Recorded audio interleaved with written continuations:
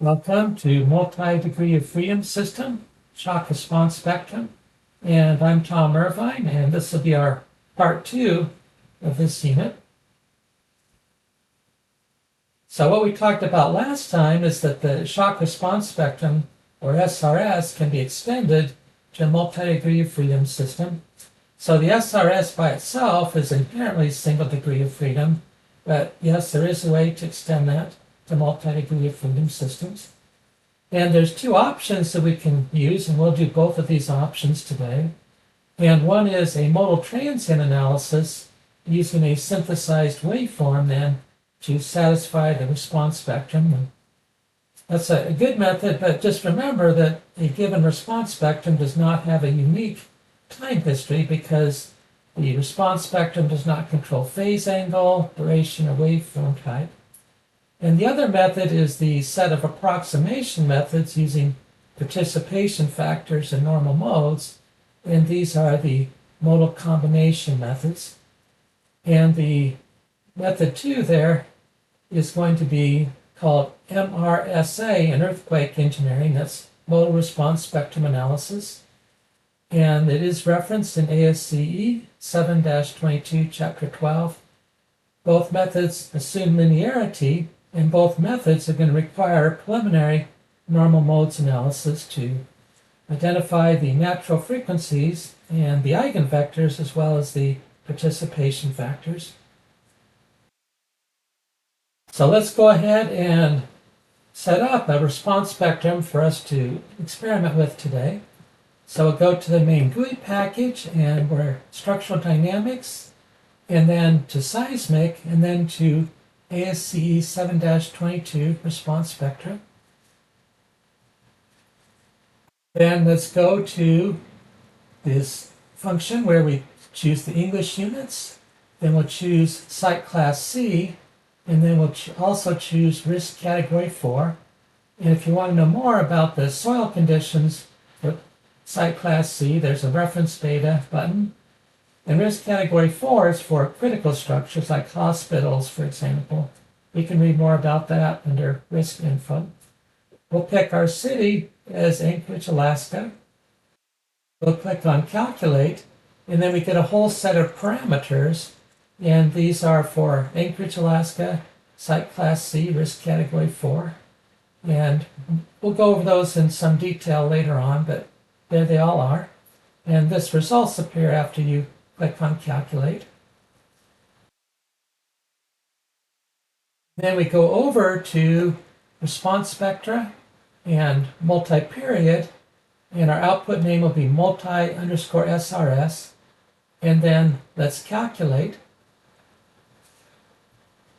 And here is the multi-period spectrum, 5% damping for Anchorage class C, risk category 4. We have then the spectral accelerations, SA, and then we have the natural frequency, F sub n. And then it looks like the peak response spectrum G values are occurring at about 4 to 5 hertz.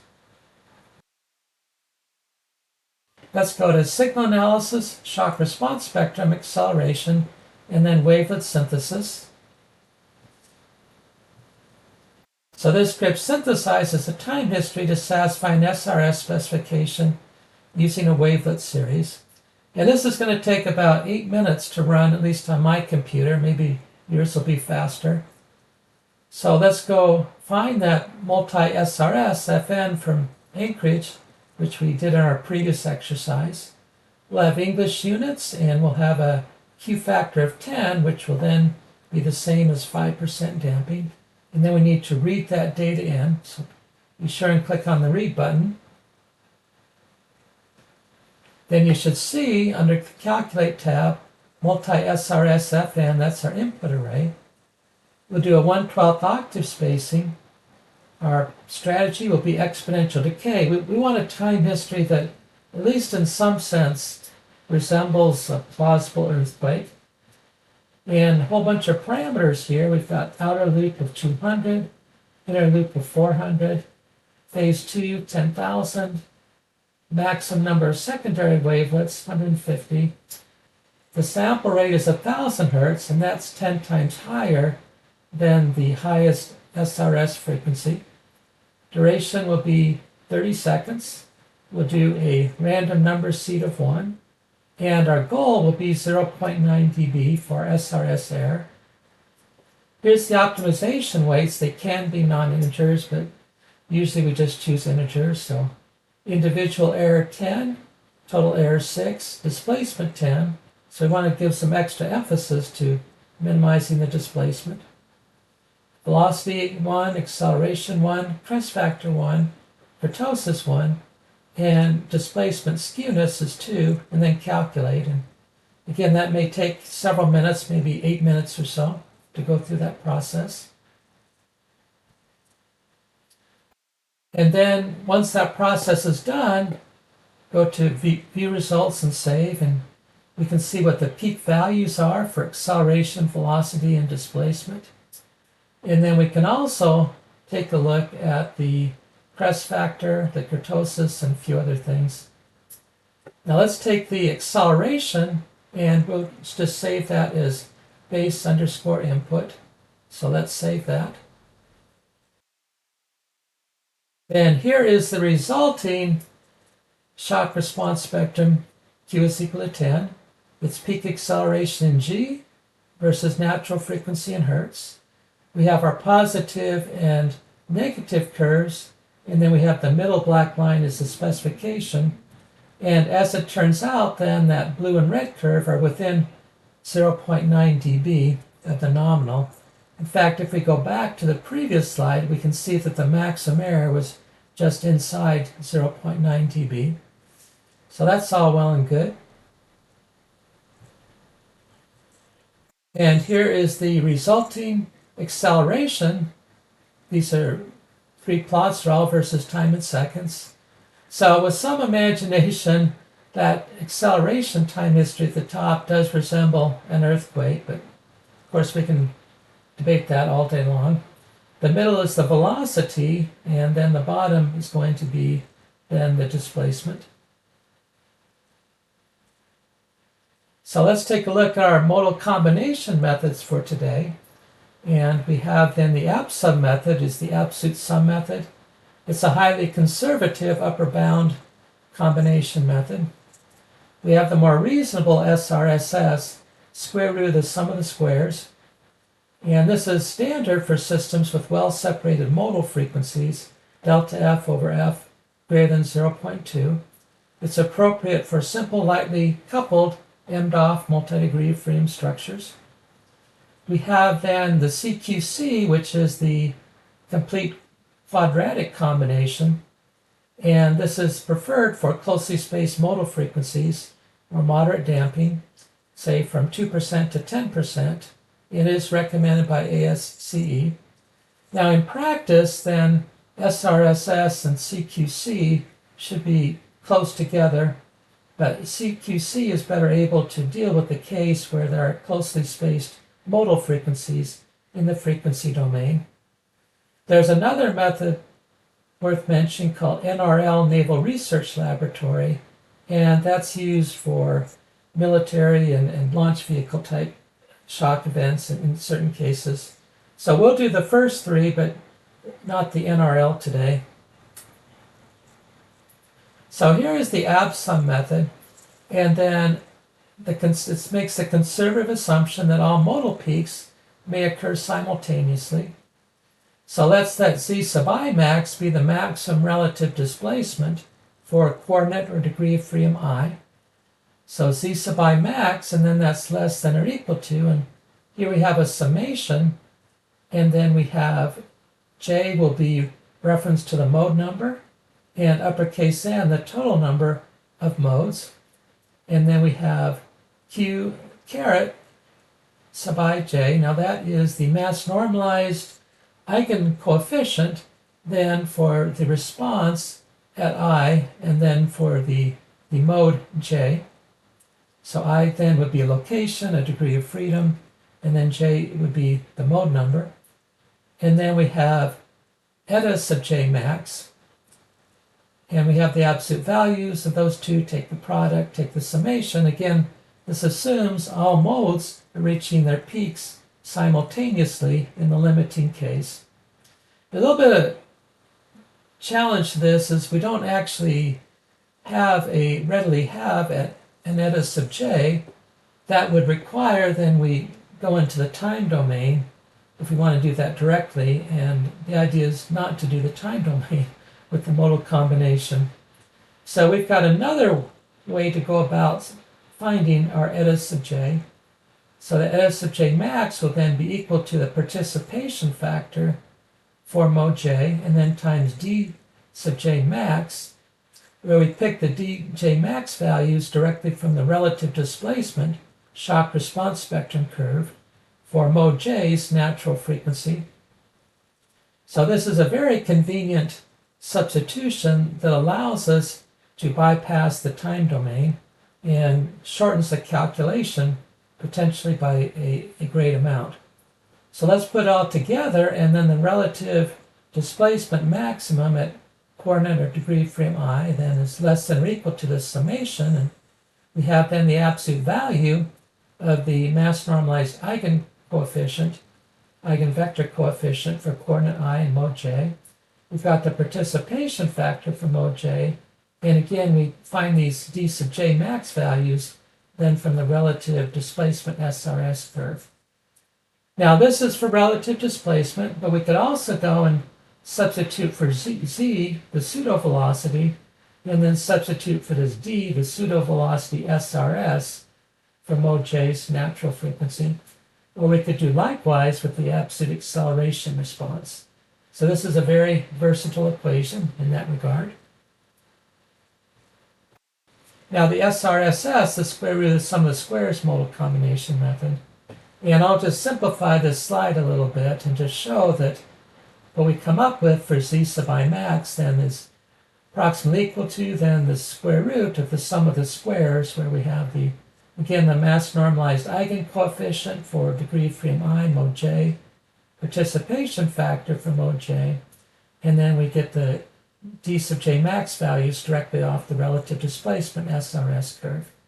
So again, we just take this product, we square it, sum the squares, take the square root, and this is going to, in most cases, be a fairly reasonable way of estimating then what the peak response is for relative displacement z sub I. And of course, we can do likewise for pseudo velocity or absolute acceleration.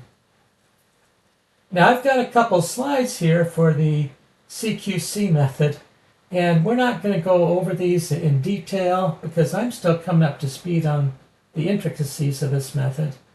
But we'll just touch on a few points, and we have gamma sub I is the participation factor, and this shows another way of calculating gamma sub I, and R is going to be something called an influence vector. And then we have just a few highlights here. Now we've got some new variables here. We're going to have SD, and that is going to be the response spectrum for the relative displacement. S sub V will be the pseudo velocity response spectrum, and then S sub PSA will be the pseudo acceleration response spectrum.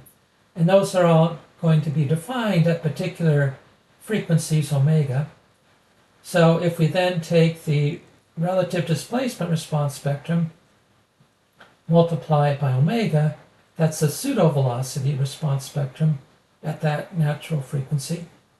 And then if we take the relative displacement SD multiplied by omega squared, then that is going to be the pseudo acceleration S sub PSA. Now S sub PSA should in many cases be approximately equal to the absolute acceleration, but it could be off a few percentage points. And then if we did start with the S sub PSA for the pseudo acceleration response spectrum, then we could divide by omega squared to get the relative displacement response spectrum. Again, those S's that you just saw are all defined at particular natural frequencies, omega or omega sub n or f sub n if you want frequency in hertz. So continuing on, here's the equations, and you're more than welcome to go and take a look at these, and I've just documented them, but again, I'm still coming up to speed. And that rho sub ij is a correlation coefficient, and we'll go ahead and take a closer look at rho sub ij in an upcoming slide. And the final step then for the CQC is this very interesting and fairly intricate double summation and taking the square roots, and we see some parameters like the rho, which is that coefficient, and the correlation coefficient. Then we have some mass normalized eigenvectors and participation factors and response vector values and so forth. So if we have small rhos, then the modes are well separated in frequency, so the SRSS should be good enough. But if rho starts to approach 1, then we have modes that are closely spaced in terms of their frequencies, then CQC is needed because cross terms do matter. And again, CQC is the complete quadratic combination method. And in some cases, it can yield results slightly greater than APSUM, which is metaphysically impossible, but due to some numerical issues that can happen if we have very closely spaced modes, although that exceedance will be very, very rare. So here's our system today, and it is going to be then a 4-story shear building model. And you can see the y double dot, the base input. We've got 4 springs and 4 masses. Now, if you look at y double dot, and then the responses x1 through x4, they're all going upwards, but we can imagine those all being lateral, so sideways for the case of a lateral base excitation. And we've got some values for the 4 stories. We have some mass values in LBM. We have some stiffness values in LBF per inch. And then we have the height of each of these stories above the ground level in feet. We'll assume 5% damping for all modes, and we will perform a normal modes analysis. So we're back to the main GUI, to structural dynamics, to seismic, and for our analysis, shear building modal response, spectrum analysis, MRSA, analyze. And we are going to then go to the mass and stiffness. We'll do an input. We'll have 4 stories. And then here are the values. And then mass LBM, stiffness LBF per inch, and height feet in the English system. And again, the height is the elevation relative to the ground. So go ahead and pause the video, if you would please, and type those numbers in, and then do your calculation. And under modal results, we have our 4 modes. We have the period t. We have the natural frequency in hertz for each of the 4. So our lowest is 1.58 hertz, and then 4.27 hertz, 6.44 hertz, and 8. And each of these has a participation factor, and the negative sign just has to do with polarities. And then we have the modal mass ratio. So most of the modal mass then is associated with the fundamental mode, and a little bit, almost 9.5% with mode 2, and then diminishing amount with the higher modes yet. And we'll go to the eigenvectors tab, and you can see the 4 modes in column format, and then the rows represent the degrees of freedom. And then we can go to the list box off to the right that has the mode numbers, and then start with mode 1 and then animate that mode, and then go through all 4 of the modes. To get a set of plots like this one, now you'll actually see the animation, which I don't have in this video, but you will see it if you go through the process. But there is the mode 1 shape with all degrees of freedom, or all floors in phase with one another, and at 1.58 hertz. Then mode 2 is 4.27 hertz, and some points are 180 degrees out of phase with the other points. Now next, we're going to move on and go to MRSA for our modal response spectrum analysis. And then let's go and find the array that has multiple SRS Fn, and we'll have a damping ratio of 0.05. And let's calculate the response, and of course this will be the modal combination method of responses. And then we have under the results, we've got several tabs. Let's go to acceleration, and we have for each of the degrees of freedom, which are the individual floors. And then as we go from the bottom floor 1 to the top floor 4, you can see that there's progressive dynamic amplification, such that according to ABSUM, then at the top floor 4, we're at 1.653 peak Gs. And the ABSUM is going to be the highest of those three columns for a given degree of freedom. And then CQC and SRSS are actually fairly close together. But there is a notable gap between ABSUM and then CQC. And it just depends on what's happening in terms of the phasing of the individual modes. It's extremely unlikely that all modes are going to reach their peaks at the same time. So the ABSUM is definitely potentially overly conservative. CQC and SRSS most likely are more accurate in terms of the response estimates. Now, if you can show that you're good to go with those high acceleration values from ABSUM, then you don't have to worry about any distinctions and say, well, we just assume the worst case and we're good to go, we pass, and well, that's fine. You're having a great day if that happens, but maybe that's not the case, and you have to really give some thought if maybe your structure cannot withstand that full ABSUM, and maybe the levels it can withstand are still above CQC and SRSS, and you have a little bit of thinking to do there, and use your own engineering judgment, critical thinking skills, and so forth to see if you're really good to go or not. Okay, we're going to skip pseudo-velocity, but we will go to relative displacement. And this is relative displacement then relative to the ground. And of course, ABSUM is going to be higher than CQC and SRSS, although by a smaller margin. And again, CQC and SRSS are pretty close to being the same.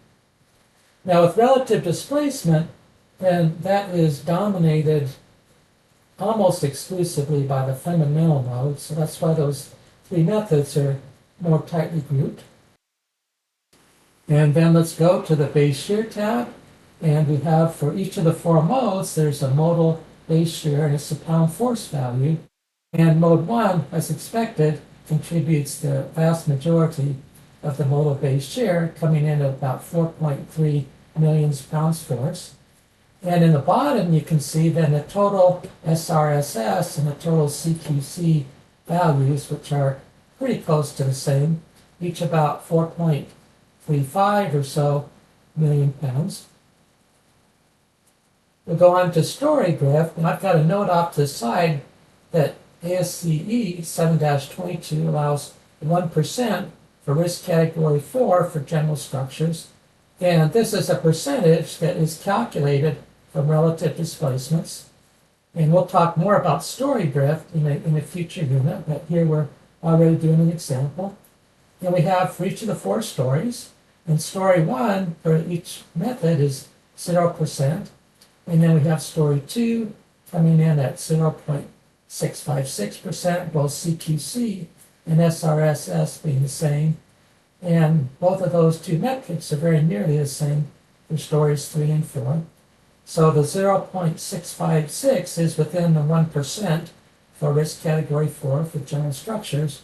So we should be good to go in terms of the story drift. Let's go to arbitrary base input, and we are preparing to do a modal transient modal superposition analysis in the time domain. Under the damping tab, let's do a viscous damping ratio that's uniform at 0.05, and let's save that damping. Then we'll go to base input, and earlier today we synthesized the base input time history. So let's select that, and then we'll calculate. And then here are the amplitude results For each of the degrees of freedom, we have an acceleration in g's and a relative displacement in inches. We also get a total base shear in pounds force off to the right. Go to the drift ratios, and then we have stories 1 through 4, and we have then zero drift at story 1 and 0.654% for story 2, and then lower values for story 3 and story 4. And just as a reminder, our limit is 1% drift per ASCE 7-22, as we discussed earlier. And here is the base shear time history. Pounds force per time in seconds, getting up to about 4.3 million pounds force, then at the peak positive, and similarly on the peak negative, similar magnitude. Then we have our acceleration response, acceleration in g versus time in seconds, then for each of the 4 floors. And then as we go from DOF 1 to DOF 4 at the bottom, then we're going further up the building, and these are all scaled the same in terms of y-axes, and we do get a dynamic amplification effect as we get up to DOF 4 relative to DOF 1. Then relative displacement in inches versus time in seconds, and again for each of the 4 DOF, and then we can see as we go progressively higher in DOF number, and again progressively higher than in elevation, then we again see that dynamic amplification effect occurring. Then we have our story drift comparison for the MRSA method, which was the modal combination method, and specifically showing CQC, and then the modal transient method. Again, for each of the 4 stories.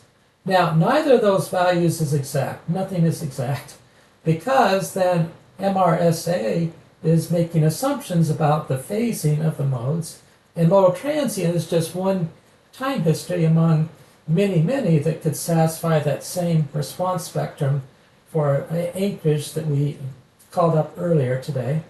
So neither of those are exact, but to see that both of them agree so well is a good cross-check of both methods. And there's Parseval's theorem, and kind of in the spirit of Parseval's theorem, modal energy computed in the frequency domain methods can match the full time domain transient response, but within 1 or 2%. So we are having a good day to get that close.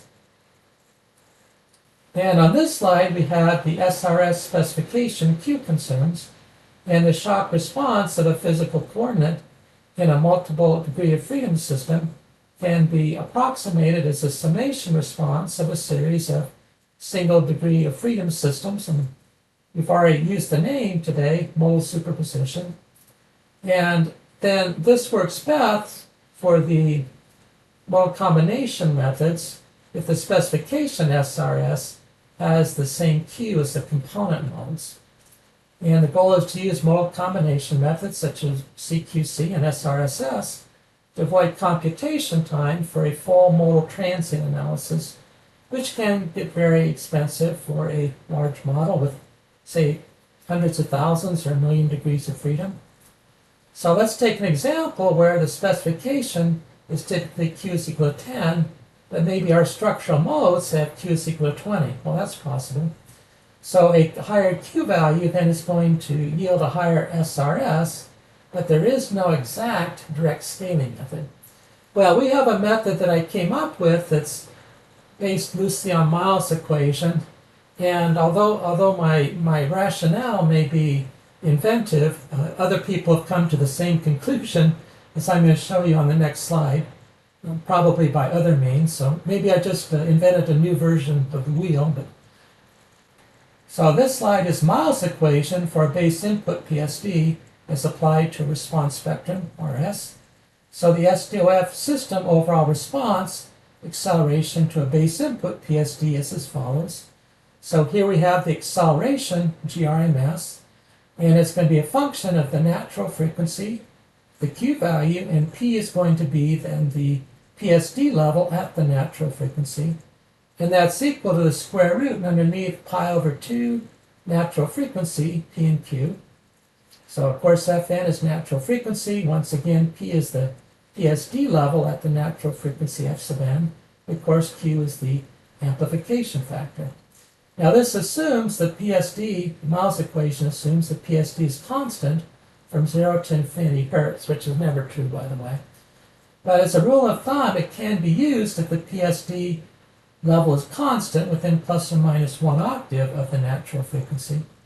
And there are cases where Miles' equation can either over or under predict the GRMS otherwise.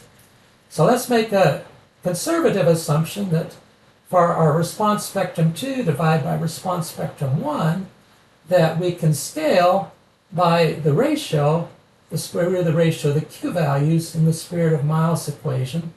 This Miles' equation shows the GRMS is directly proportional to the square root of Q, so let's make an assumption that that would also be true for the peak response.